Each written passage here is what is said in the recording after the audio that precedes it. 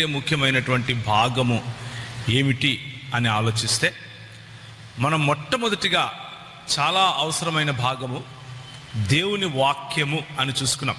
దేవుని వాక్యము మాత్రమే అని చూసుకున్నాం. అయితే ఈ 66 పుస్తకాలు చేత పట్టుకున్న ప్రతి ఒక్కడు క్రైస్తవుడు కాదు. You will be shock to know this, but let me tell you in little more detail. ఈ 66 పుస్తకాలు చేత పట్టుకున్న వాళ్ళందరూ క్రైస్తవులు అవ్వటానికి అవకాశం లేదు. ఎందుకంటే మీరు చదువుతున్న ఈ 66 పుస్తకాలనే చదువుతారు.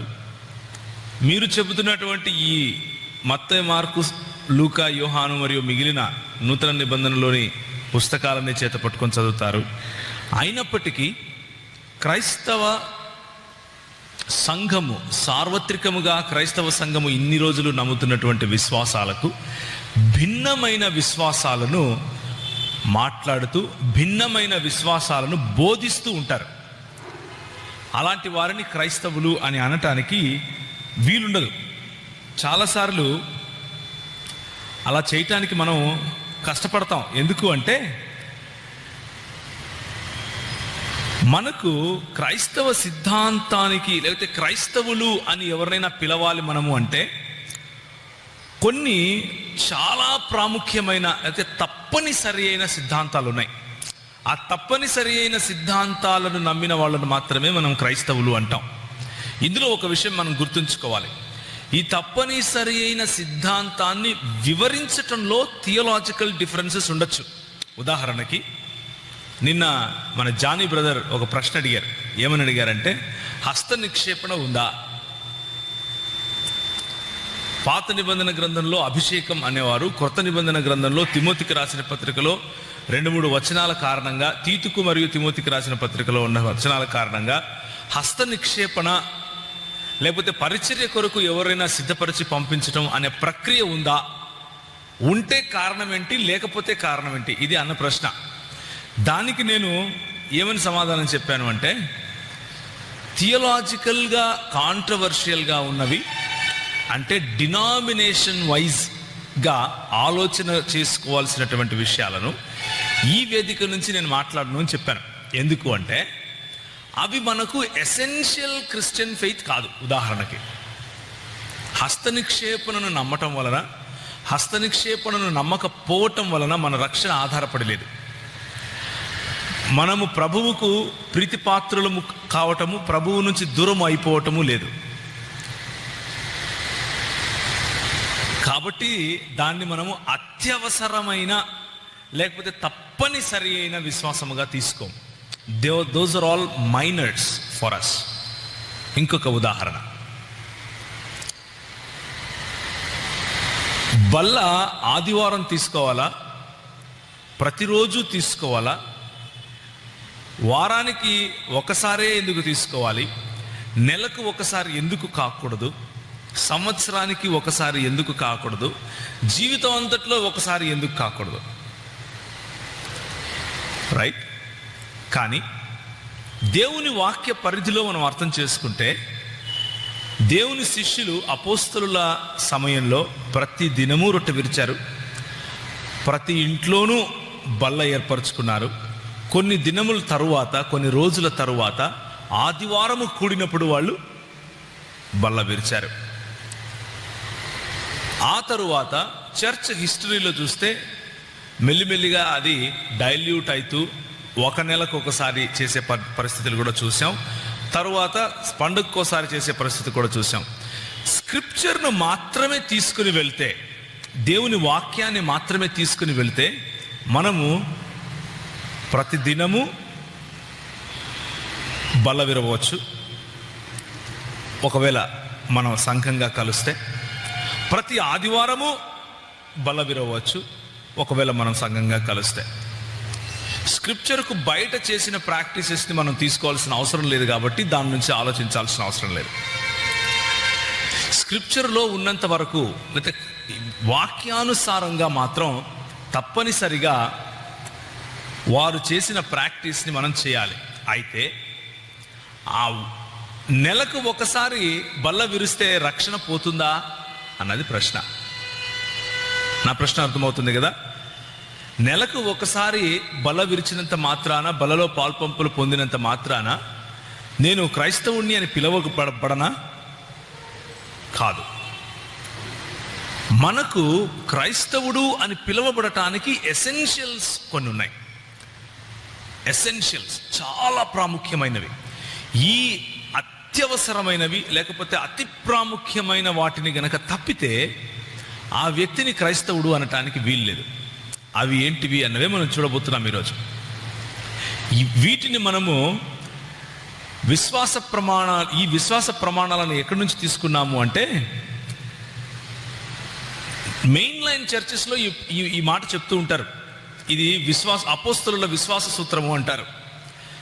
ఇవాంజలికల్ చర్చెస్ మరియు పెంటికాస్టల్ చర్చెస్ మరియు క్యారిస్మాటిక్ చర్చెస్ ఎవరైతే బార్న్ అగైన్ అని చెప్తారో వాళ్ళు దీన్ని పట్టి చెప్పరు. ఎందుకు అంటే ఇది దేవుని వాక్యంలో ఉంది కాబట్టి దేవుని వాక్యంలో ఉండి చదువుకుంటే సరిపోతుంది అని. అందులో తప్పు లేదు. ఇది ఎదురుగా మీకు కనిపించే అపోస్తలుల విశ్వాస సూత్రం ఏదైతే ఉందో అది వాక్యం కాదు, కానీ వాక్యంలో నుంచి సేకరించబడినటువంటి అతి ప్రాముఖ్యమైన విశ్వాసాల సంపుటిక, లేకపోతే అతి ప్రాముఖ్యమైన విశ్వాసాలను ఒకచోట చేరిస్తే మనకు వచ్చినటువంటి అన్నమాట. అతి ప్రాముఖ్యమైన వాటిలో త్రిత్వము ముఖ్యమైనది. మొట్టమొదటిగా సువార్త. మొట్టమొదటిగా మనం చూడవలసింది ఏంటంటే సువార్త. దేవుని ప్రణాళిక. దేవుడు మానవులను రక్షించుకోవాలి అన్న ఉద్దేశంలో ఆయన తీసుకున్నటువంటి చొరవ, మానవులను రక్షించటం కోసం ఆయన తీసుకున్నటువంటి చొరవ, ఆయన మొదటగా వేసినటువంటి అడుగు సువార్తను గురించిన దానిలో ఎలాంటి సందర్భంలోనూ కాంప్రమైజ్ అయ్యే విషయం లేదు. అది కృపచేతనే మనం రక్షింపబడుతున్నాం అన్నది మనకు దేవుని వాక్యం చెప్పే సత్యం. రైట్? సో పౌలు ద్వారా మనకు గుర్తించబడిన సువార్త ఏంటి అంటే, మీరు దానిని అంగీకరించారు, దాని యందే నిలిచి ఉన్నారు, మీ విశ్వాసము వ్యర్థమైతే గాని నేను ఏ ఉపదేశమును సువార్త మీకు ప్రకటించుతునో ఆ ఉపదేశము మీరు గట్టిగా పట్టుకొని ఉన్న యెడల ఆ సువార్త వలననే మీరు రక్షణ పొందువారయ్యుందురు. అంటే నేను ఏ సువార్తనైతే ప్రకటించానో, ఏ సువార్త అది? మొదట యూదునికి గ్రీకు దేశస్థునికి రక్షణ కలుగు చేయుటకు అది దేవుని శక్తి అయ్యున్నది. ఈ సువార్త దేవుని శక్తి అయ్యున్నది. ఏంటయ్యా ఆ శక్తి అంటే, పాపము నుంచి ప్రాయశ్చిత్తము, పాపపు శక్తి నుండి విడుదల, ఆ తర్వాత పాపపు సముఖములో నుండి భవిష్యత్తులో రక్షింపబడటం. అంటే రోమీయులకు రాసిన పత్రిక 9వ అధ్యాయం చూస్తే ఈ సువార్త ఏం సువార్తయా అంటే ఇది రక్షణను గూర్చిన సువార్త. ఆ రక్షణను గూర్చిన సువార్త మనకు చెప్పే 3 అంశాలు ఏంటివి అంటే, నేను పూర్వం అంటే భూతకాలంలో జరిగిన పాపము అనే ఎఫెక్ట్ నుంచి, పాపము అనే ఆ సంఖ్యల నుంచి విడిపింపబడ్డాను. వర్తమాన కాలంలో నా పైన ఉన్నటువంటి సిగ్గు, లేకపోతే నా పైన ఉన్నటువంటి గిల్ట్ అంటాం కదా, అపరాధ భావన, దాని నుండి నేను రక్షింపబడ్డాను. అలాగే జరగబోవు, నాకు అందబోవు రక్షణ, గ్లోరిఫికేషన్ అంటాం కదా, అందులో దానిని కూడా నేను పొందుకున్నాను. రక్షింపబడ్డాను, రక్షింపబడుతున్నాను, రక్షింపబడతాను అన్న ఈ 3 కోణాలలో నుండి కూడా దేవుని సువార్త మనకు రోమీయులకు రాసిన పత్రిక 8, 9 అధ్యాయాలలో పౌలు చెప్తున్నాడు. సో గత పాపాల నుండి, ఇప్పటి మన దోషారోపణ నుండి, అదేవిధంగా రాబో మహిమ నుండి కూడా, అంటే రాబో మహిమను కూడా మనం పొందుకుంటున్నట్లుగా దేవుని సువార్త మనకు చెప్తా ఉంది. దేవుని సువార్తలో మనం ఎటువంటి పరిస్థితుల్లోనూ కాంప్రమైజ్ అవ్వటానికి వీలు లేదు. దేవుని సువార్త అనే ఈ యేసు ప్రభువు మనకిచ్చే రక్షణ సువార్త అనే ఈ అంశము నుండి ఎవరైతే తప్పుతారో, ఎవరైతే కృప చేత విశ్వాసము ద్వారా అని, నేను తెలుగులో కరెక్ట్ చెప్తున్నానా? ఓకే. కృపచేత విశ్వాసము ద్వారా అని ఎవరైతే చెప్పరో వారిని మనం క్రైస్తవులుగా పిలవటానికి వీలు లేదు. ఉదాహరణకి ఎవరైనా వచ్చి కృపచేత విశ్వాసం ద్వారా కాదు బాబు రక్షణ, నువ్వు దాన్ని ఆర్జించుకోవాలి, నువ్వు దానికోసం కష్టపడాలి, మంచి పనులు చేసి దాన్ని సంపాదించుకోవాలి అని చెబితే వారిని మనం క్రైస్తవులుగా పరిగణించాల్సిన అవసరం లేదు. ఎందుకు అంటే పౌలు చెప్పిన సువార్త అది కాదు కాబట్టి, పౌలు చెప్పిన సువార్త ద్వారా మనకు రక్షణ కాబట్టి, ఏ సువార్తనైతే యేసు ప్రభు వారు వెళ్ళి ప్రకటించమన్నారో ఆ సువార్తనే గనక అపోస్తలులు మనకు అందించి ఉంటే ఆ సువార్తను నమ్మని వాడు యేసు ప్రభువును నమ్మని వాడుగా మనం గుర్తించాలి. రెండవ మాట, ఈ అతి ప్రాముఖ్యమైన విమోచనము ఎక్కడి నుంచి స్టార్ట్ అవుతుంది, ఎందుకు విమోచనము అంటే మొదటి మాట మానవుడి పతనం అర్థం చేసుకోవాలి. మానవుని పతనం ఇది ఎసెన్షియల్స్లో ఇది ఒక భాగం. అంటే ఒక ఆదాము పాపము చేయటం కారణంగా ఆయన ద్వారా జన్మించిన ప్రతి ఒక్కరూ, ఆయన ద్వారా మనుష్యులుగా జన్మించిన ప్రతి ఒక్కరికి జన్మతః పాపము అంటింది అన్నది దేవుని వాక్యం చెప్పే సత్యం. జన్మతః పాపము అంటటము అంటే దానికి కారణం ఏమిటి అంటే చాలా కారణాలు ఉన్నాయి, కానీ ఒక సిమ్టమ్ చెప్తాను. ఒక సిమ్టమ్. ఈ మధ్య కొంతమంది కొన్ని బ్యాచ్లు ఉన్నాయి, ఆ బ్యాచ్లు వచ్చి ఏం మాట్లాడతాయంటే జన్మ పాపం లేదు, పాపము అనేది పాపము చేస్తే మనకు అంటుతుంది కానీ పాపము చేయనంత వరకు మనం పాపులం కాదు అనే వాళ్ళు చాలామంది ఉన్నారు. అది సమయం వచ్చినప్పుడు నేను మీకు చెబుతాను. కాకపోతే దేవుని వాక్యము ఏం చెప్తోంది అంటే మనిషి పుట్టుక నుంచి పాపము చేస్తాడు.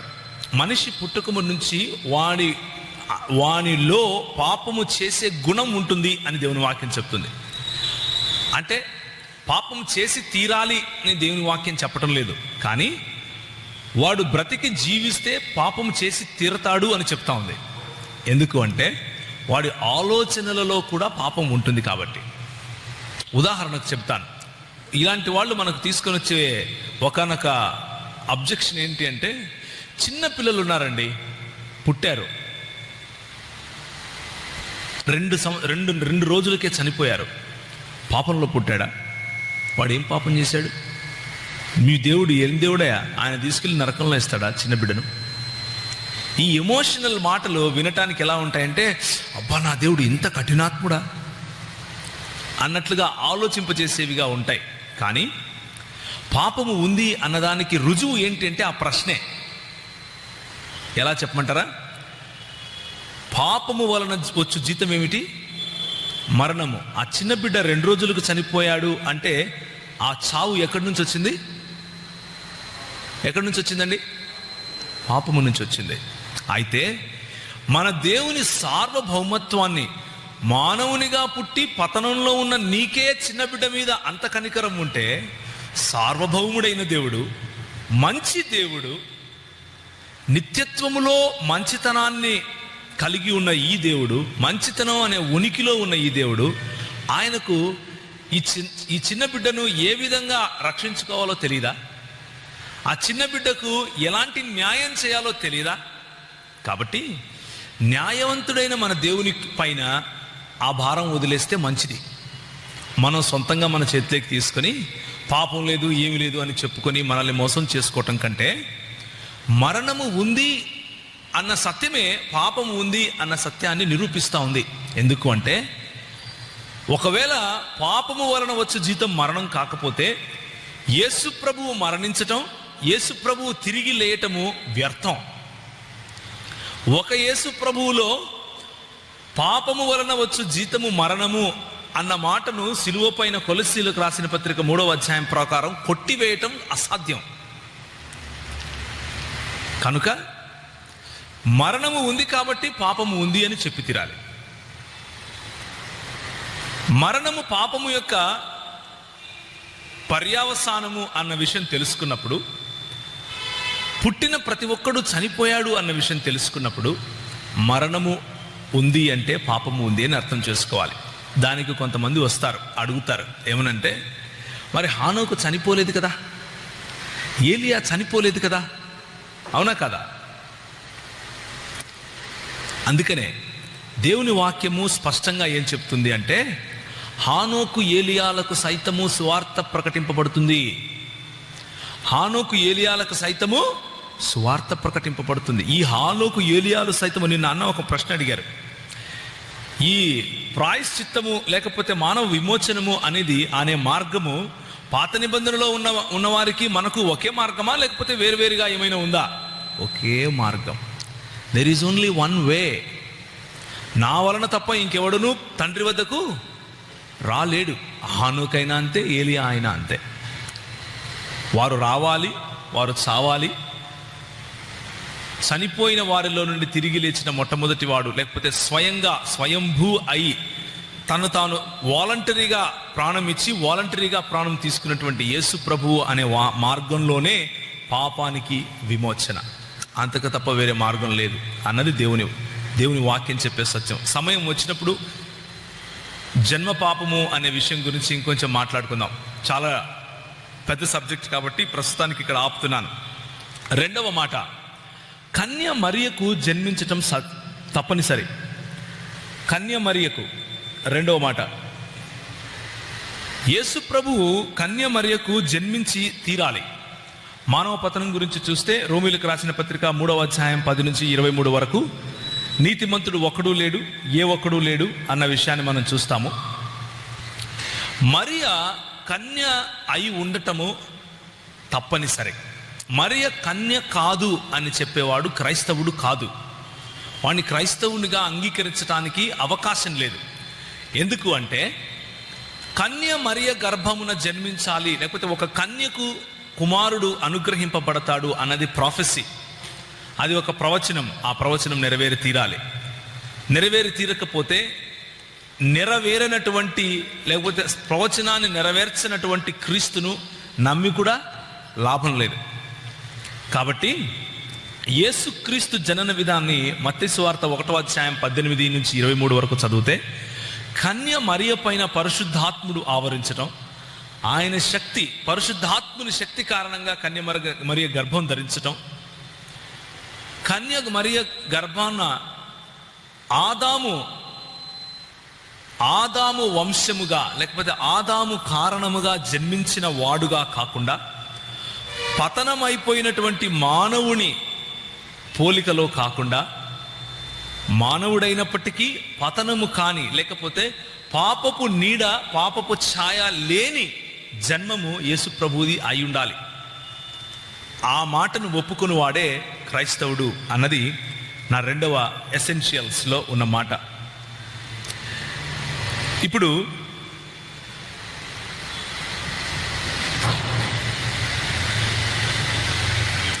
ఓకే, క్రీస్తు పరిశుద్ధత. ఈ యేసు క్రీస్తు ఎవరి గురించి అయితే మనకు దేవుని వాక్యం చెబుతా ఉందో, ఆ యేసు క్రీస్తు పరిశుద్ధమైన దేవుడు. పరిశుద్ధుడు అని మనం ఎందుకు చెప్తున్నాము అంటే, రైట్, కొరింథీయులకు రాసిన పత్రిక 5వ అధ్యాయం 21, 2వ కొరింథీయులకు రాసిన పత్రిక 5వ అధ్యాయం 21 చదివితే, దేవుని నీతి అగునట్లు పాపమెరుగని ఆయనను మన కోసము పాపముగా చేసెను అని దేవుని వాక్యం చెబుతా ఉంది. అంటే యేసుక్రీస్తు ప్రభువు పాపిగా చేయబడలేదు, పాపముగా నీ కోసము నా కోసము మనకు నీతి కలుగటం కోసం చేసుకున్నాడు. ఏ పాపమైతే మానవుని పతనం కారణంగా దేవునికి మానవునికి మధ్య అగాధం పెంచిందో, ఆ పాపానికి శిక్ష పడాలి. కాబట్టి యేసు ప్రభువే పాపముగా చేయబడ్డాడు. మన ప్రధాన యాజకుడు మన బలహీనతలను మనతో సహానుభవము లేనివాడు కాదు, కానీ సమస్త విషయములలోనూ మన వలనే శోధింపబడినను ఆయన పాపము లేనివాడుగా ఉన్నాడు. హెబ్రీయులకు రాసిన పత్రిక. యేసు ప్రభువు పాపము లేని జీవితం జీవించాడు. ఆయన పుట్టుకలో పాపము లేదు, ఆయన ప్రవర్తనలో కూడా పాపము లేదు, ఆయన నడవడికలో పాపము లేదు. నిర్దోషమైనటువంటి రక్తము కలిగినటువంటి యేసు ప్రభువు మన కోసము బలి చేయబడ్డాడు అన్న విషయం మనం నమ్మి తీరాలి. అలా నమ్మిన వాడే క్రైస్తవుడు అవుతాడు. 1 పేతురు 3వ అధ్యాయం 18వ వచనంలో, అనీతిమంతుల కొరకు నీతిమంతుడైన క్రీస్తు శరీరం విషయంలో సంపబడియు అన్న మాట మనం చూస్తాం. నీతిమంతుడు ఒకడునూ లేడు అని రోమీయులకు రాసిన పత్రిక చెప్తే, అలా ఒకడు కూడా లేని నీతిమంతుల కోసం ఒక నీతిమంతుడు చనిపోయాడు అని పేతురుకు రాసిన పత్రిక చెబుతా ఉంది, లేకపోతే పేతురు రాసిన పత్రిక చెబుతా ఉంది. కాబట్టి యేసు ప్రభువు యొక్క పరిశుద్ధతను అంగీకరించి తీరాలి. ఇక్కడ ఒక మాట చెప్తాను. మిగిలిన మతాల వారు యేసు ప్రభువును పరిశుద్ధంగానే చూస్తారు, క్రైస్తవులతో సహా, ముస్లిములతో సహా, బహాయిలతో సహా, కాదియానీలతో సహా, యూదా గోత్రంలోని ఒక తెగతో సహా యేసు ప్రభువును పరిశుద్ధునిగానే చూస్తారు. అయితే వారు చూస్తున్న పరిశుద్ధతకు మనం చూస్తున్న పరిశుద్ధతకు ఉన్న తేడా చెప్తాను. ఇప్పుడు వారు చూస్తున్న రీతిలో యేసు ప్రభువును వారు పరిశుద్ధులుగా చూస్తున్నప్పటికీ క్రైస్తవులు కారు అని ఎందుకు చెప్తున్నాము అన్న తేడా చెప్తాను, జాగ్రత్తగా వినండి. ఎందుకు అంటే మనము యేసు ప్రభువును పరిశుద్ధునిగా ఎందుకు చూస్తున్నాము అంటే, మన స్వకీయ దురాశల చేత ఈడవబడి మనము పాపం చేస్తాం. అవునా? స్వకీయ దురాశల చేత అంటే ఫ్రమ్ విదిన్, లోపల నుంచి మనకు కలిగే దురాశ లేకపోతే పాపము అనే గుణం కారణంగా మనము ఆ ఈడవబడి పాపం చేస్తే, యేసు ప్రభువు మనలాగే బయట నుంచి వచ్చే టెంప్టేషన్స్, లోపల నుంచి ఆయనకు టెంప్టేషన్స్ రావు. ఎందుకు రావు? ఆయన పరిశుద్ధమైన జన్మను జన్మించాడు కాబట్టి. అంటే జన్మతః పరిశుద్ధుడు ఆయన అని. మిగిలిన వాళ్ళు చెప్పే మాట ఏంటంటే, జన్మతః అందరూ పాపం చేయని వాళ్ళే, పాపము ఎవడైతే చేస్తాడో వాడే పాపి. బైబిల్ ఏం చెప్తుంది అంటే, పుట్టావు పాపిగా కాబట్టే పాపం చేస్తావు. ఇది తేడా. ఏమైనా కన్ఫ్యూజన్ ఉందా? నువ్వు పాపిగా పుట్టావు కాబట్టి పాపం చేస్తావు అని బైబిల్ చెప్తుంది, నువ్వు పాపం చేసావు కాబట్టి పాపి అయ్యావు అని మిగిలిన వాళ్ళు చెప్తారు. కాబట్టి పాపములో పుట్టిన మనల్ని రక్షించటానికి మనం ఏ విధంగా అయితే పరిశుద్ధులము కాదో పాపములో పుట్టిన కారణంగా, ఆయన పరిశుద్ధుడైన యేసు ప్రభువు పాపములో పుట్టకుండా బయట నుంచి వచ్చే ప్రలోభాలను సైతం జయించి, హెబ్రీయులకు రాసిన పత్రిక ప్రకారం మనల్ని విమోచించాడు, మనల్ని రక్షించాడు, మనకు తన పరిశుద్ధతను ఆపాదించాడు. ఇది రైట్గా అర్థం చేసుకునే పద్ధతి. ఇందులో కాంప్రమైజ్ అయ్యే క్వశ్చన్ లేదు. యేసుక్రీస్తు పరిశుద్ధతలో కాంప్రమైజ్ అయ్యే ప్రశ్న లేదు. ఇప్పుడు యేసుక్రీస్తు దైవత్వం. యేసుక్రీస్తు కేవలం పరిశుద్ధుడు అని చెప్తే సరిపోదు. యేసుక్రీస్తు ఎంతో మంది దేవుళ్ళలో ఒక దేవుడు అని చెబితే సరిపోదు. యేసుక్రీస్తు దైవత్వాన్ని ఎవరైతే నమ్ముతారో వారినే మనము క్రైస్తవులుగా పిలుస్తాం. ఉదాహరణకి కొన్ని బ్యాచ్లు ఉన్నాయని చెప్పాను కదా, తొడగొట్టే బ్యాచ్, మీసాలు తిప్పే బ్యాచ్లు. వీళ్ళు యేసు ప్రభు దైవత్వాన్ని నమ్మరు. యేసు ప్రభువు దైవత్వాన్ని నమ్మని వాళ్ళను మనము క్రైస్తవులుగా ఎంచటానికి వీలు లేదు. ఎందుకు అంటే, పౌలు మరియు అపోస్తలులు మనకు పరిచయం చేసిన యేసు, వారు చెప్పే యేసు వేరు కాబట్టి. ఉదాహరణకి ముస్లింలు యేసు ప్రభు పరిశుద్ధుడు అని నమ్ముతారు. ఇంకా ముస్లింలు ఏం నమ్ముతారంటే, భూమి మీద పుట్టిన ప్రతి శిశువును కూడా వచ్చి సాతాను గిల్లుతాడట. గిల్లితే ఆ శిశువు ఏడుస్తాడు. అలా టచ్ చేయకుండా పుట్టిన వాళ్ళు సాతానుడుగా టచ్ అనే మినిస్ట్రీ చేస్తాడు. మీకు తెలుసు తెలీదో? సాతాను టచ్ చేసిన మినిస్ట్రీలోనే మనందరం ఉన్నామంట. కానీ ఆ సాతాను మినిస్ట్రీకి కూడా అందని వాడు యేసుప్రభు ఒక్కడే. ఖురాన్ ప్రకారం ముహమ్మదును కూడా తగిలాడు. యేసుప్రభువు మరియు మరియం, అంటే యేసుప్రభు తల్లి అయిన మరియం, వీళ్ళిద్దరే అంత పరిశుద్ధులు అని ఖురాన్ చెప్తుంది. మనం చెప్పే పరిశుద్ధత అది కాదు. అర్థమవుతుంది కదా మీకు? మనం చెప్పే పరిశుద్ధత అది కాదు. మనం చెప్పే పరిశుద్ధత ఏంటంటే దైవత్వముతో కూడిన పరిశుద్ధత.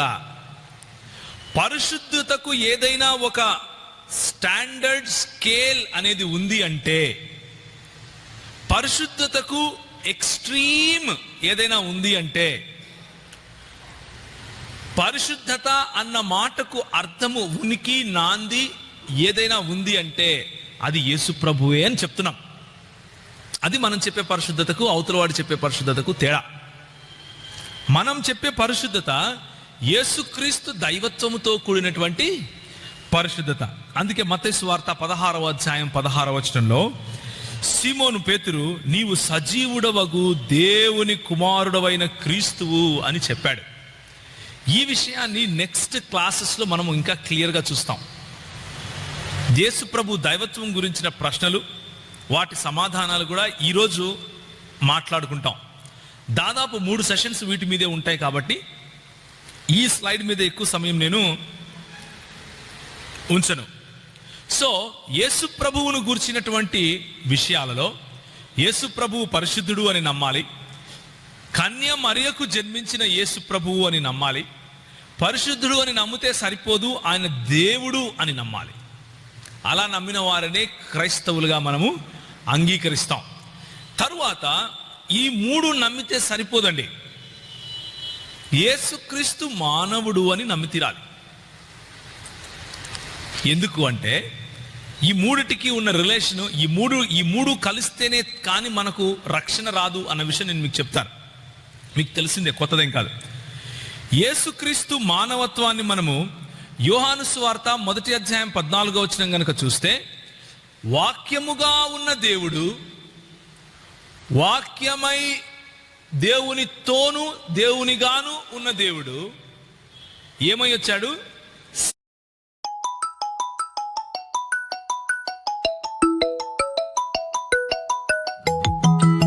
శరీరధారి అయి వచ్చాడు. అంటే నీలాగా నాలాగా రక్త మాంసములను ధరించుకొని వచ్చాడు. సశరీరుడై మన మధ్య సంచరించాడు.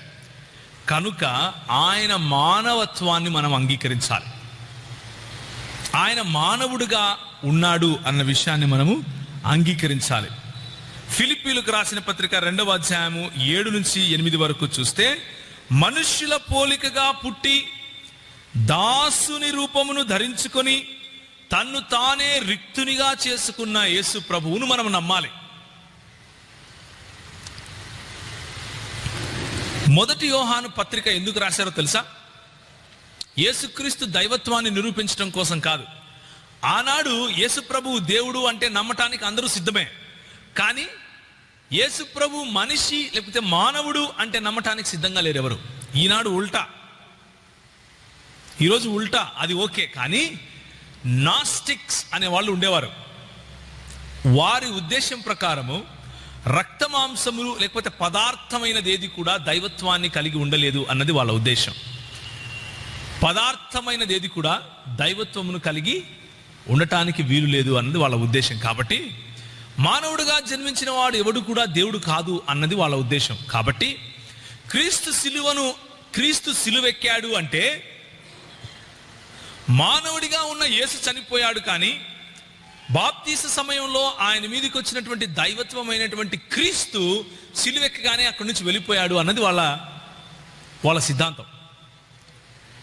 దాన్ని ఖండించటానికే 1 యోహాను పత్రిక రాశాడు. ఎవరు? యోహాను భక్తుడు. అందుకని ఆయన రాస్తాడు, ఎవరినైతే మేము స్పృశించితిమో లేక తాకామో, ఎవరి స్వరమునైతే మేము విన్నామో, ఎవరితోనైతే సహచారం చేశామో అంటూ ఆయన ఫిజికల్ అపియరెన్స్ని, ఆయన ఫిజికల్ టచ్ని, ఆయన ఫిజికల్ వర్డ్ని ఆయన ఎక్స్ప్లెయిన్ చేస్తాడు. కాబట్టి క్రైస్తవుడు అని చెప్పుకునేవాడు యేసుక్రీస్తు మానవుడు అని నమ్మి తీరాలి. మానవుడు కాకపోతే మనకు విమోచన లేదు. ఎందుకు అంటే ఒక ఆదాము ద్వారా మనకు పాపం వచ్చింది, ఇంకొక ఆదాము ద్వారా ఆ పాపము తీసివేయబడాలి. ఒక ఆదాము ద్వారా మనకు అంటినటువంటి ఈ వ్యాధి, పాపం అనే వ్యాధిని ఇంకొక ఆదాము జయిస్తేనే మన నుంచి తీసివేయబడే సాధ్యం ఉంది. ఆదం అంటే మనిషి అని అర్థం, నరుడు అని అర్థం. ఫీమేల్ మేల్ అనే డిఫరెన్స్ ఇక్కడ లేదు. ఆదం అంటే ఇద్దరికి సంబంధించింది. మానవులు అన్న విషయం, ఇన్సాన్ అని. సో యేసు ప్రభువు దైవత్వం ఎంత ప్రాముఖ్యమో యేసు ప్రభువు మానవత్వం కూడా అంతే ప్రాముఖ్యం. హెబ్రీయులకు రాసిన పత్రిక 2వ అధ్యాయం 14వ వచనం చూస్తే, కాబట్టి ఆ పిల్లలు రక్తమాంసములు గలవారైనందున ఆ ప్రకారమే మరణము యొక్క బలము గలవానిని, అనగా అపవాదిని మరణము ద్వారా నశింపజేయుటకు జీవితకాలమంతయు మరణ భయము చేత దాస్యమునకు లోబడు వారిని విడిపించుటకు ఆయన కూడా రక్త మాంసములలో పాలివాడయ్యాడు. యేసు ప్రభువు రక్త మాంసములలో పాలివాడయ్యాడు. యేసు ప్రభువు రక్త మాంసములలో పాలివాడయ్యి ఇప్పుడు ఎక్కడికో వెళ్ళిపోయాడు అని అనుకుంటే ఇబ్బంది. ఈ రోజుకు కూడా ఆయన శరీరధారి అయి ఉన్నాడు. ఇది ఎంతమంది నమ్ముతారు? How many of you believe that he is reason in his body?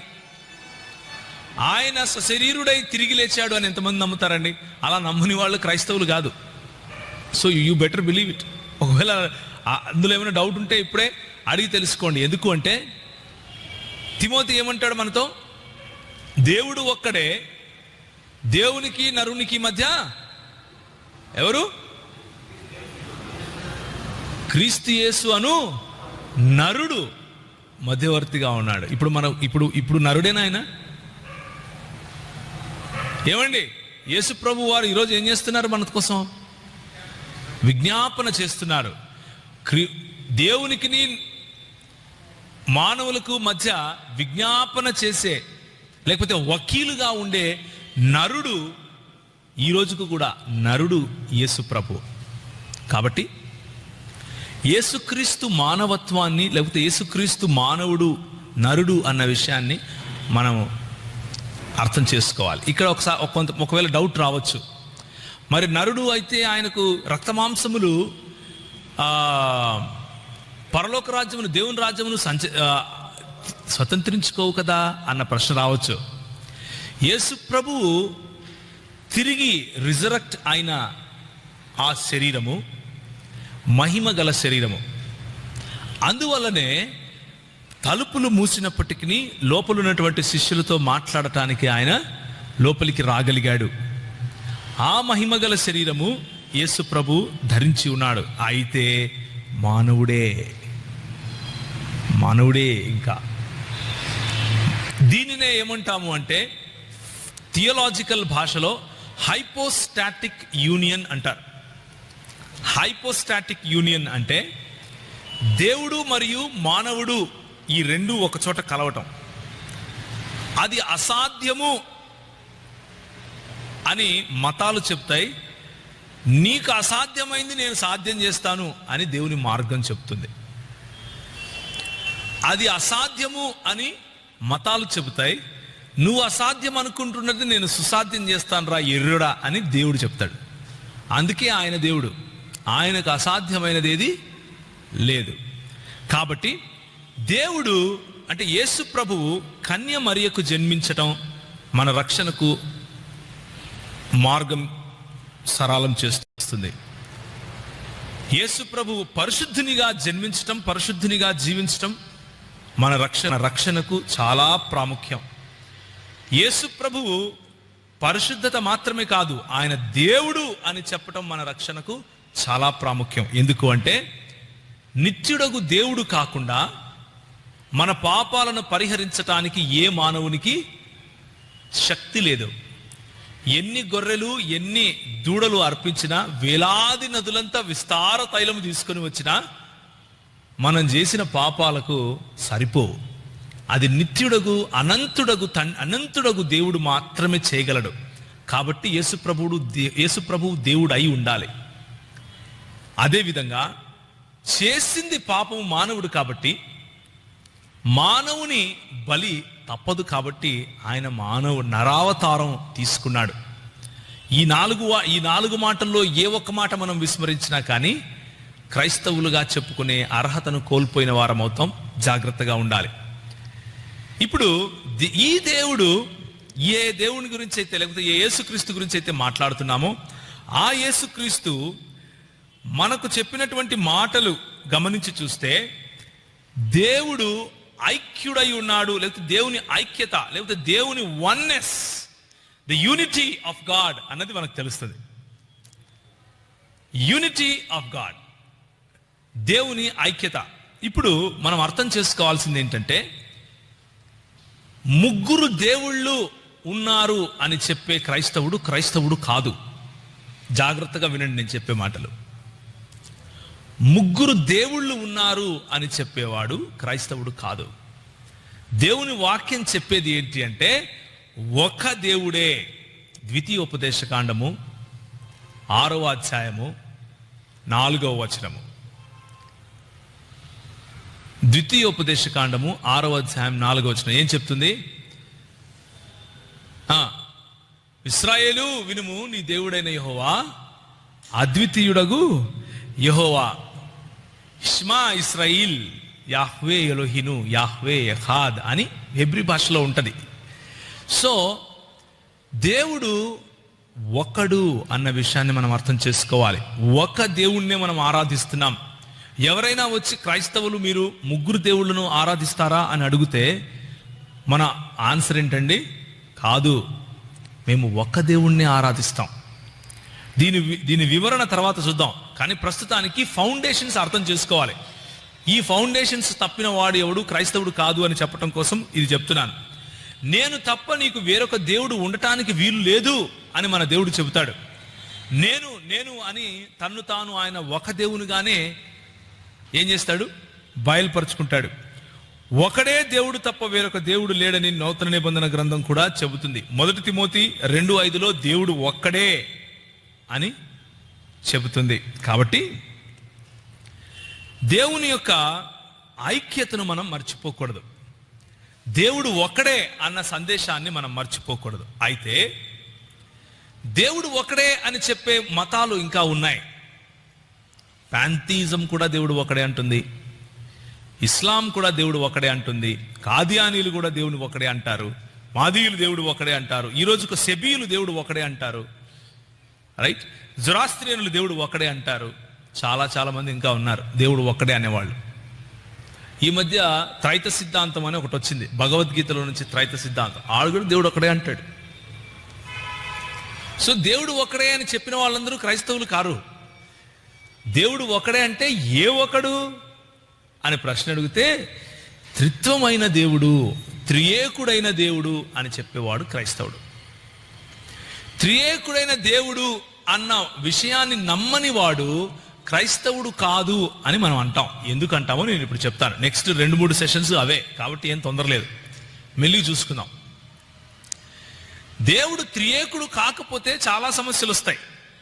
ఆ సమస్యలు ఏంటో కూడా మనం చూస్తాం. కనుకనే దేవుని వాక్యంలో స్పష్టంగా అపోస్తలులు తండ్రి, కుమార మరియు పరిశుద్ధాత్ముడు అన్న ఫార్ములాను మనకి ఇచ్చారు. తండ్రి, కుమార, పరిశుద్ధాత్ముల నామము పేరట అని సింగులర్ వర్డ్ వాడినప్పటికీ ముగ్గురు వ్యక్తులను గురించి మాట్లాడారు. ప్రభువైన యేసు కృపయు, దేవుని ప్రేమయు, పరిశుద్ధాత్మ సహవాసము అంటూ ముగ్గురు వేరు వ్యక్తులను కోట్ చేస్తున్నప్పటికీ ఒక దేవుని గురించి మాట్లాడుతున్నట్లుగా వాళ్ళు చెప్పారు. కాబట్టి మనము నమ్మే దేవుడు ఒకడే, కానీ ఆయన ముగ్గురు వ్యక్తులలో తన ఉనికిని చాటుకున్నాడు. ఈ విషయాన్ని గుర్తుంచుకోవాలి. దీని వివరణ నెక్స్ట్ సెషన్స్ లో మనం చూస్తాం. ఇప్పుడు ఈ మంచి దేవుడు, ఏ దేవుడినైతే మనం ఆరాధిస్తున్నామో ఈ మంచి దేవుడు కృప చూపించే దేవుడు. ఆ దేవుని కృప సార్వభౌమాధికారం కలిగినటువంటి ఈ దేవుని కృప మనకు క్రైస్తవులముగా చెప్పుకోవటానికి ఇది ఒక చాలా ఇంపార్టెంట్ టాపిక్. దేవుని కృప లేకుండా, దేవుని కృపను నమ్మకుండా మనము క్రైస్తవులుగా చెప్పుకోవటానికి అసాధ్యం. కారణం చెప్తాను. యోహాను సువార్త 15వ అధ్యాయము 5వ వచనం, ఎవడు నా యందు నిలిచియుండునో, నేను ఎవని యందు నిలిచియుందునో వాడు బహుగా ఫలించును, నాకు వేరుగా ఉండి మీరు ఏమీ చేయలేరు. అంటే మానవుడు దేవుని కృప పైన, దేవుని పైన ఆధారపడి ఉన్నాడు అన్నది సత్యం. ఇది దేవుని వాక్యం చెప్పే సత్యం. దీన్ని విస్మరిస్తే క్రైస్తవుడు అని చెప్పుకోవటం కష్టం, చెప్పుకోవటానికి వీలు లేదు. ఆయన నుండి వేరై మనం ఫలించలేము అన్న సత్యాన్ని మనం అర్థం చేసుకోవాలి. మనం విశ్వాసము ద్వారానే కృపచేతనే రక్షింపబడ్డాం కాబట్టి మనము దేవుని కృపను విశ్వసించక తప్పదు. ఇప్పుడు మనం అనుకున్నవన్నీ కూడా, మనం ఏవేవైతే మాట్లాడుకున్నామో ఇప్పుడు ఇవన్నీ కూడా ఎసెన్షియల్స్ ఆఫ్ క్రిస్టియన్ ఫెయిత్, మన క్రైస్తవ విశ్వాసానికి చాలా మూలమైనవి. 9వ పాయింట్, మన విశ్వాసము ఏంటి అంటే, ఒకడు నీతిమంతునిగా తీర్చబడాలి అంటే అది విశ్వాసము ద్వారానే అన్నది యేసు ప్రభువు మనకు నేర్పించినటువంటి లేఖనాలు మనకు నేర్పించే విశ్వాసం. మన పనుల ద్వారా విశ్వాసంగా తీర్చబడము, నీతిమంతునిగా తీర్చబడము. విశ్వాసము లేకుండా దేవునికి ఇష్టుడై ఉండుట అసాధ్యము. It is impossible to please God without faith.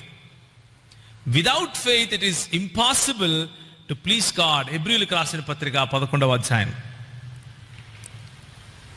అలాగే మనము ఎలాంటి విశ్వాసాన్ని నమ్ముతాము అంటే, మంచి పనుల చేయటం కోసము తీసుకున్న విశ్వాసాన్ని నమ్ముతాం, మంచి పనుల వలన సంపాదించుకున్న విశ్వాసాన్ని కాదు.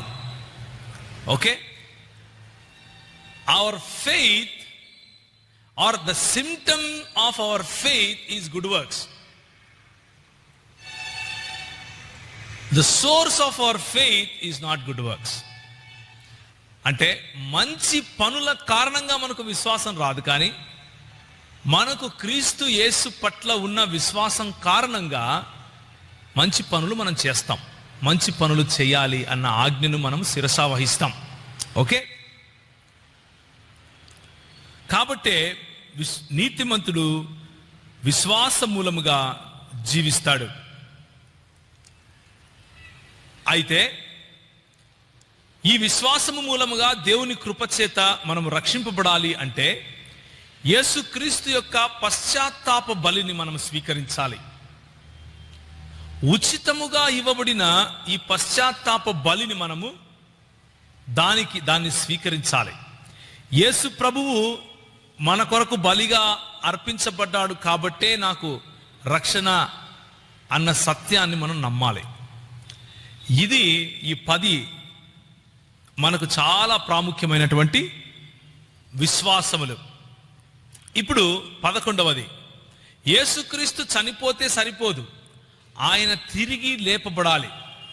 అందుకనే యేసుక్రీస్తు పశ్చాత్తాప బలి, ఉదాహరణకి ముస్లింలు చూడండి, పశ్చాత్తాప బలిని వాళ్ళు నమ్మరు.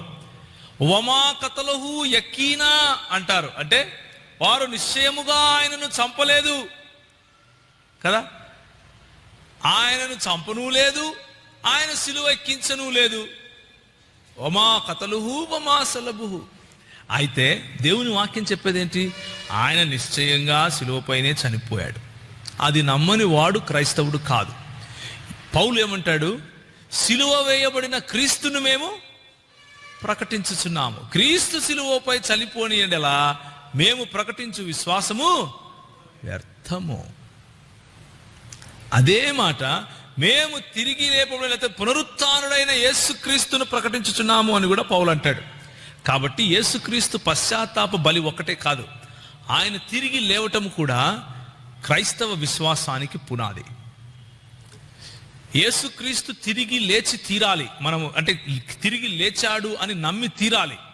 అప్పుడే మనం క్రైస్తవులుగా చెప్పుకోవాలి, లేకపోతే క్రైస్తవులుగా చెప్పుకోకూడదు.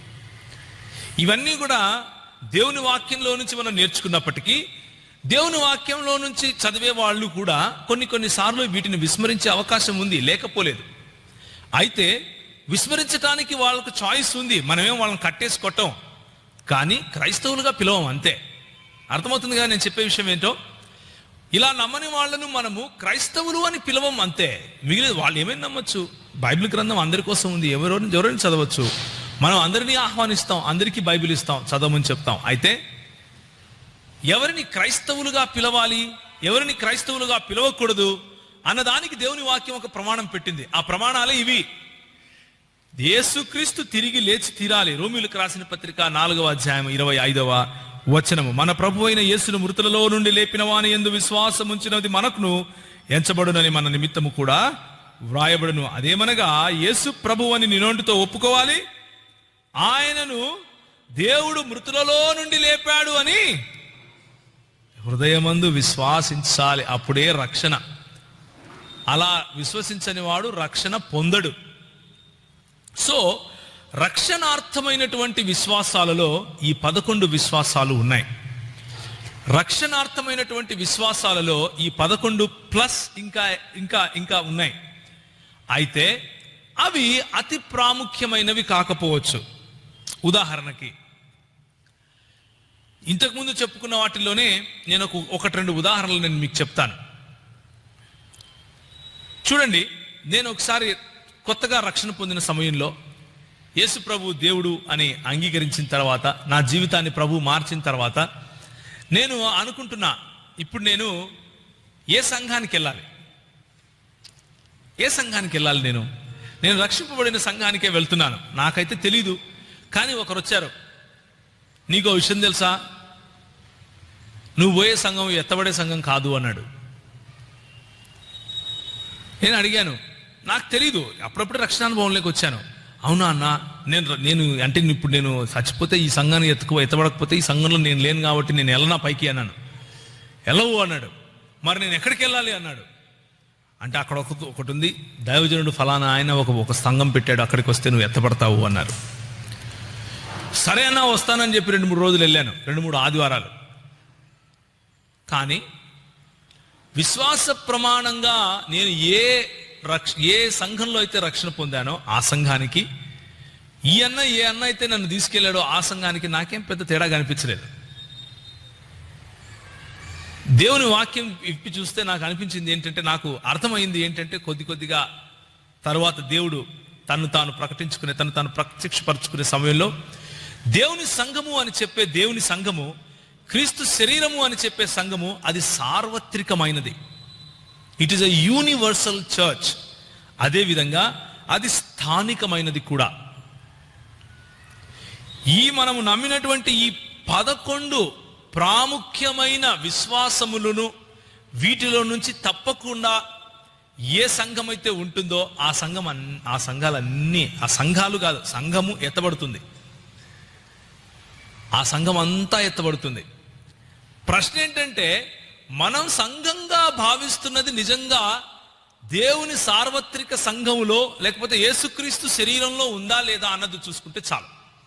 యేసుక్రీస్తు శరీరంలో ఏది ఉంటుంది అంటే కనీసం ఈ 11 ఉండాలి. కన్యమరియకు పుట్టి ఉండాలి. యేసు ప్రభు కన్యమరకు పుట్టాడు అని నమ్మి ఉండాలి. యేసు ప్రభు పరిశుద్ధుడు అని నమ్మాలి. యేసు ప్రభు పరిశుద్ధుడు మాత్రమే కాదు, ఆయన దేవుడు అని నమ్మాలి. యేసు ప్రభు పరిశుద్ధుడు, దేవుడు, కన్యమరికి పుట్టినవాడు మాత్రమే కాదు, ఆయన మనిషి అని నమ్మాలి, మానవుడు అని నమ్మాలి.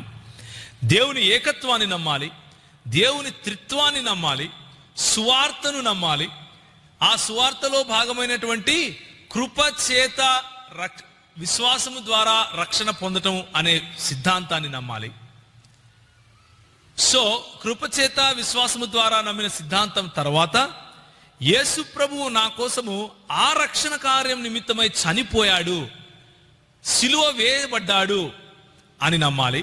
అది నమ్మితే సరిపోదు, ఆయన తిరిగి లేచాడు, పునరుత్థానుడయ్యాడు అని నమ్మాలి.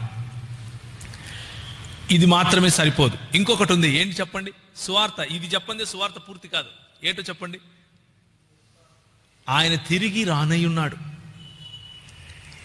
ఆయన తిరిగి వచ్చి నిన్ను నన్ను లేపుతాడు. మళ్ళా ఆయన తిరిగి వచ్చి గొర్రెలను మేకలను ప్రత్యేకపరుస్తాడు. ఆయన తిరిగి వచ్చి నిన్ను నన్ను, ఆయన మేఘారుడై మహిమా శరీరంలో నిన్ను నన్ను తీసుకెళ్ళిపోతాడు. బ్రతికున్న మనము ఆయనను వెళ్ళి మేఘముల మధ్య కనుగొంటాం. చనిపోయిన వారు లేపబడతారు. వీటిని నమ్మాలి. పునరుత్థానమును, యేసుక్రీస్తు పునరుత్థానమును నమ్మిన మనము పునరుత్థానం చెందుతాము. యేసు ప్రభు మధ్యాకాశం మీద బూరధ్వనితో వస్తాడు అని నమ్మి తీరాలి. అలా నమ్మని వాడు క్రైస్తవుడు కాదు. ఇప్పుడు ఒక విషయం గుర్తుంచుకోండి, ఇందులో డీటెయిల్స్లో డిఫరెన్సెస్ ఉండొచ్చు. అంటే మిలేనియం ఎప్పుడు జరుగుతుంది? నువ్వు పోస్ట్ మిలేనియమా, ప్రీ మిలేనియమా? శ్రమలు ఎప్పుడు వస్తాయి? శ్రమల తర్వాత సంఘం ఎత్తబడుతుందా, శ్రమలకు ముందే ఎత్తబడుతుందా? There are differences in theologies of tribulation లేకపోతే మిలేనియం. 1000 సంవత్సరాల పాలన తర్వాత ట్రిబ్యులేషన్, ర్యాప్చర్, వీటి విషయం గురించి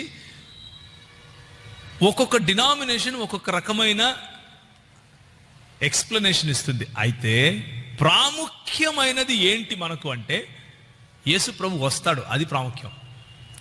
యేసు ప్రభు వచ్చినప్పుడు మనల్ని లేపుకుంటాడు, అది ప్రాముఖ్యం. అందుకనే ఇలాంటి డిఫరెన్సెస్ ఉన్నప్పటికీ మనం వాళ్ళని క్రైస్తవులు అంటాం. ఎందుకు అంటే ఎసెన్షియల్ పార్ట్లో వాళ్ళు తప్పిపోవట్లేదు. ఎసెన్షియల్ విశ్వాసంలో అంటే అతి ప్రాముఖ్యమైన విశ్వాసంలో వాళ్ళు నిలకడగానే ఉన్నారు. ఆ అతి ప్రాముఖ్యమైన విశ్వాసాన్ని ఏ విధంగా వాళ్ళు ఎక్స్ప్లెయిన్ చేస్తారు, వివరిస్తారు అన్న దాంట్లో వేరు వేరు దృక్పథాలు ఉన్నాయి, అంతే కదా. అక్కడ ఒకవేళ కొంచెము లూజ్గా ఉన్నా కానీ ఇబ్బంది లేదు. ఇబ్బంది లేదు అంటే ఎప్పటికీ అలాగే ఉండాలి అన్నది నా ఉద్దేశం కాదు. ఇబ్బంది ఉన్న చోట మాట్లాడుకొని వాటిని సరిచేసుకుంటే మంచిదే. అయితే అలాంటి సిద్ధాంతాలు నీ రక్షణను పోగొట్టవు అన్నది నేను చెప్పే విషయం. ఆ సిద్ధాంతంలో ఉన్నటువంటి తేడా కారణంగా నీ రక్షణను నువ్వు కోల్పోవు. ఆ సిద్ధాంతాన్ని సరిగ్గా నమ్మినంత మాత్రాన నీకు రక్షణ రాదు. ఇది నేను చెప్పే విషయం. అగైన్, రక్షణ కార్యము లేకపోతే యేసుక్రీస్తు మన కోసం చేసినటువంటి రక్షణ సంకల్పము అన్నదానికి కూడా రెండు వేరు దృక్పథాలు ఉన్నాయి. ఒక దృక్పథాన్ని రిఫార్మ్డ్ దృక్పథము లేక కాల్వినిస్టిక్ దృక్పథము అంటారు. ఇంకొక దృక్పథాన్ని ఆర్మేనియన్ లేక నాన్ కాల్వినిస్ట్ దృక్పథము అని అంటారు. ఈ రెండు దృక్పథాలు ఉన్నవారిని క్రైస్తవులుగానే పిలుస్తాం. ఎందుకు అంటే రక్షణ యేసు ప్రభువులోనే విశ్వాసము కృపచేత విశ్వాసం ద్వారానే అన్నది నమ్ముతారు, ఇద్దరూ నమ్ముతారు. అయితే దానికి ఉన్న ఎక్స్ప్లెనేషన్లో డిఫరెన్సెస్ ఉంటాయి. అయినా కానీ వాళ్ళిద్దరినీ క్రైస్తవులుగానే నమ్ముతాం, వాళ్ళిద్దరినీ క్రైస్తవులుగానే స్వీకరిస్తాం. ఎందుకు అంటే థియలాజికల్గా ఎక్స్ప్లెనేషన్లో డిఫరెన్సెస్ ఉన్నంత మాత్రాన ఒకరిని క్రైస్తవుడు అని, క్రైస్తవుడు ఇంకొకరు కాదు అని చెప్పటం వల్ల మనకు వచ్చే లాభం లేదు. అయితే ఈ 11 విషయాలు మాత్రము మనము తప్పనిసరిగా నమ్మి తీరాలి. వాటికి తరువాత ఇంకా కొన్ని ఉన్నాయి. ఇప్పటికీ క్రీస్తు నరుడుగానే ఉండి మన కోసం విజ్ఞాపన చేయటం, శరీరపరమైన క్రీస్తు ఆరోహణం, తర్వాత ప్రధాన యాజకుడైన క్రీస్తు విజ్ఞాపన, ఆ తర్వాత క్రీస్తు రెండవ రాకడను గురించినటువంటి మహిమకు సంబంధించినటువంటి ఆయన ఉనికి, ఇలాంటి విషయాలు కూడా ఉన్నాయి. పరలోకం నిత్యత్వంలో ఉంటుంది, అది ఈరోజు మనకు సిద్ధపరచబడుతోంది అన్న విషయం మనం నమ్మి తీరుతాం. అలాగే నరకం ఉంది, అది తప్పకుండా పాపులకు ఎవరైతే క్రీస్తును స్వీకరించకుండా వదిలేశారో వారికి ఆ నరక ప్రాప్తి వాళ్ళకు జరుగుతుంది అన్నది అందరికీ తెలిసిన విషయమే. కాబట్టి దేవుని ఐక్యత, కృపను గూర్చిన ఆవశ్యకత, విశ్వాసానికి చెందిన ఆవశ్యకత, వీటిలో మనము పక్కకు తొలగనంత వరకు, దేవుడు మన పట్ల, మన రక్షణ పట్ల ఆయన చేసిన కార్యంలో మనం పక్కకు తొలగనంత వరకు, దేవుని యొక్క ఉనికి గురించి ప్రక్కకు తొలగనంత వరకు, సంఘము అంటే దేవుని శరీరము అన్న కాన్సెప్ట్ నుంచి ప్రక్కకు తొలగనంత వరకు, రక్షణ గురించినటువంటి విశ్వాసము మరియు కృప అన్న కాన్సెప్ట్ నుంచి పక్కకు తొలగనంత వరకు మనకు ఇబ్బంది లేదు. అందుకే దీన్ని మనం ఇప్పుడు ఏమంటున్నాము అంటే, ఒక మంచి మాట ఒక భక్తుడు చెప్పాడు. ఆ భక్తుని పేరు ఏంటి అంటే ఆగస్టిన్ గారు. ఆగస్టిన్ గారు ఈ మాట అన్నారు అన్నదానికి ఆగస్టిన్ గారు రాసినటువంటి పుస్తకం సాక్ష్యము. అయితే కొంతమంది ఆగస్టిన్ గారు ఈ మాట అనలేదు, ఆగస్టిన్ గారు తర్వాత వచ్చినటువంటి ఆయన శిష్యులలో ఒకరు రాశారు అంటారు. ఎవరన్నా కానీ మనకు ఇబ్బంది లేదు, కానీ ఆ మాట మాత్రం చాలా ఉపయోగకరమైంది కాబట్టి నేను మీకు చెప్తున్నాను. అది ఏంటి అంటే, ఇన్ ఎసెన్షియల్స్ యూనిటీ, అంటే అతి ప్రాముఖ్యమైన విషయాలలో ఐక్యత. ఇన్ నాన్ ఎసెన్షియల్స్ లిబర్టీ, అంటే అతి ప్రాముఖ్యము కాని వాటిల్లో స్వేచ్ఛ. అండ్ ఇన్ ఎవ్రీథింగ్ చారిటీ, అంటే మిగిలిన అన్ని విషయాల్లో కూడా ప్రేమ. ఇది క్రైస్తవులకు ఉండాల్సిన గుణము అన్నాడు. ఇది నాకు ఉపయోగపడింది కాబట్టి నేను మీకు చెప్తున్నాను. మీరు ఇది లేఖనం కాదు, మీకు ఉపయోగపడితే మీరు తీసుకోండి, లేకపోతే ఇట్ ఈస్ ఓకే. ఇది నా అభిప్రాయం, ఆయన అభిప్రాయంతో నేను ఏకీభవిస్తున్నాను కాబట్టి నేను మీకు ఈ విషయం చెప్తున్నాను. సో ఇన్ ఎసెన్షియల్స్ యూనిటీ, ఈ 11 అతి ప్రాముఖ్యమైనవి, మిగిలిన 4 కూడా ముఖ్యమైనవి కాబట్టి ఈ 15 వాటిల్లో, ఈ 15 ఎసెన్షియల్ క్రిస్టియన్ డాక్ట్రిన్స్ లో we have to be United. మనము ఐక్యత కలిగి ఉండాలి. క్వశ్చనే లేదు. అవతలోడు ఎన్నన్నా చెప్పని, ఈ 15లో మాత్రం కాంప్రమైజ్ అయ్యేది లేదు. నరకం లేదు అంటే కాంప్రమైజ్ అయ్యే క్వశ్చన్ లేదు. ఎందుకంటే రక్షణ ఏ విధంగా నిర్వచిస్తావు నరకం లేకపోతే? పరలోకం లేదు అంటే కాంప్రమైజ్ అయ్యే క్వశ్చనే లేదు. ఎందుకు రక్షణ ఇంకా? అవునా కాదా? దేవుని ఐక్యతలో కాంప్రమైజ్ అయ్యే క్వశ్చనే లేదు. దేవుని త్రిత్వంలో కాంప్రమైజ్ అయ్యే ప్రశ్న లేదు. యేసు ప్రభు యొక్క ఉనికి హైపోస్టాటిక్ యూనియన్ లో కాంప్రమైజ్ అయ్యే ప్రసక్తే లేదు. దేవుడు మన కొరకు చూపించిన రక్షణ కార్యంలో, అంటే కృపచేత విశ్వాసం ద్వారా అన్న దాంట్లో కాంప్రమైజ్ అయ్యే క్వశ్చనే లేదు. In essentials unity, in non essentials Liberty, అంటే కొన్ని ఉంటాయి అవి అంత ఎసెన్షియల్ కానప్పుడు కొంచెం స్వేచ్ఛ ఇవ్వచ్చు. ఆదివారం మనకు సెలవు అయితే ఆరాధించుకోవచ్చు. ప్రతి దినము మనం ఆరాధించగలిగితే ప్రతి దినము ఆరాధించాలి. ప్రతి దినము సంఘంగా కూడగలిగితే సంఘంగా కూడవచ్చు. దుబాయ్లో శుక్రవారం సెలవు ఉంటే శుక్రవారం ఆరాధన చేయొచ్చు, మనకు ఇబ్బంది లేదు. We can give liberty in those aspects. తెల్లబట్టలు వేసుకొని నువ్వు పరిశుద్ధునివి కాదా, పరిశుద్ధుడు కాదని ఒక ఆయన అంటే పర్వాలేదన్నా అని లిబర్టీ ఇవ్వచ్చు. అర్థమవుతుంది కదా? సో వందనాలు చెప్పాలా, ప్రైజ్ ది లార్డ్ చెప్పాలా, హలో చెప్పాలా? We can give liberty. In everything else charity. మిగిలిన అన్ని అధార్మికమైన, లేకపోతే ధర్మానికి, మన విశ్వాసానికి సంబంధించని అన్ని విషయాల్లో కూడా ప్రేమ చూపిస్తే చాలు. In essentials unity, in non essentials Liberty, in everything else charity. ఇది కనుక మనము గుర్తుపెట్టుకున్నాం అనుకోండి, we will preach gospel to get people inside the church, not to throw people outside the church. చాలా బాధకరమైన విషయం ఏంటంటే, let me tell you with a smile on my face, నవ్వుతూ ఒక మాట చెప్పనండి నన్ను, ఎందుకంటే బాధగా ఉంది కాబట్టి చెప్తున్నా. ఏంటంటే, సంఘంలో నుంచి తోలు వేసేందుకే మన మెసేజెస్ ఉంటాయి ఎక్కువ. నువ్వు అట్లున్నావు, నువ్వు ఇట్లున్నావు, నువ్వు వాడివి, నువ్వు వీడివి, నువ్వు అద్ది, నువ్వు ఇది అన్నవే ఉంటాయి. కానీ అప్రిషియేటింగ్ మెసేజెస్ తక్కువ ఉంటాయి మనవి. మన విశ్వాసం ఎంత గొప్పది. నువ్వు విశ్వసిస్తున్నావు, I'm appreciating you for that.